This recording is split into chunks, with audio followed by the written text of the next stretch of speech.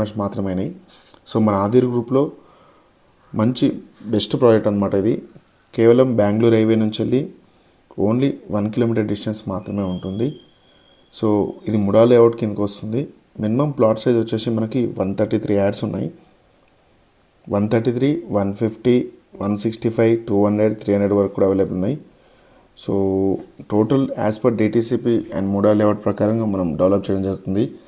మంచి grand entrance arch వస్తుంది, compound wall, kerbing stone and all 30 and 40 BT roads. తర్వాత revenue plantation కూడా ఇవ్వడం జరుగుతుంది. దీంట్లో డ్రైనేజ్ సిస్టమ్, ఎలక్ట్రిసిటీ, మంచి రన్నింగ్ రోడ్కి ఉందన్నమాట. జెడ్పీ రోడ్కి మీరు చూస్తుండొచ్చు. మనకు ఆగస్టు 2కి ఈ ప్రాజెక్ట్ లాంచింగ్ ఉంది. సో ప్రస్తుతం ప్రైస్ వచ్చేసి మనకి 11,800 అనమాట ఫర్ స్క్వేర్ యార్డు.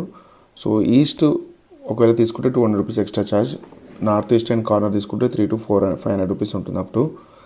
మంచి ప్రాజెక్ట్ అనమాట. 133 అంటే ఆల్మోస్ట్ మనకి 15 lakhs బడ్జెట్ ఇది ప్రాజెక్టు. చాలా బాగుంటుంది ఈ ప్రాజెక్టు. ఇన్నర్ డెవలప్మెంట్స్ మీకు యాజ్ పర్ డిటీసీ నామ్స్ ప్రకారం డెవలప్ చేస్తాం, no issue. But outer development చూసుకుంటే మనకి షాద్నగర్ నుంచి వెళ్ళి టోల్గేట్ నుంచి వెళ్ళి చూసుకుంటే 14 to 15 కిలోమీటర్స్ వస్తుంది. హైవే నుంచి ఎగ్జాక్ట్లీ 1 km ఉంటుంది. సో ప్రాజెక్ట్ నుంచి చూస్తే మనకి బెంగళూరు హైవే కనిపిస్తుంది. ఆపోజిట్లో మనకి పోలేపల్లి సెడ్జ్ ఉంటుంది, ఒకటి రాజాపూర్ సెడ్జు. చాలా బాగుంటుంది ప్రాజెక్ట్ అది. అటు నుంచి చూస్తే మనకు జడ్చర్ల దగ్గర అవుతుంది అనమాట. సో దాదాపు అందులో వచ్చేసి మనకి ఎంప్లాయ్మెంట్ కూడా బాగానే ఉంది. సో ఆపోజిట్ కనిపించేంత సెడ్జ్ అనమాట, మీరు చూస్తున్నారు లైవ్లో. ఇదంతా సెడ్జ్ ఏరియా.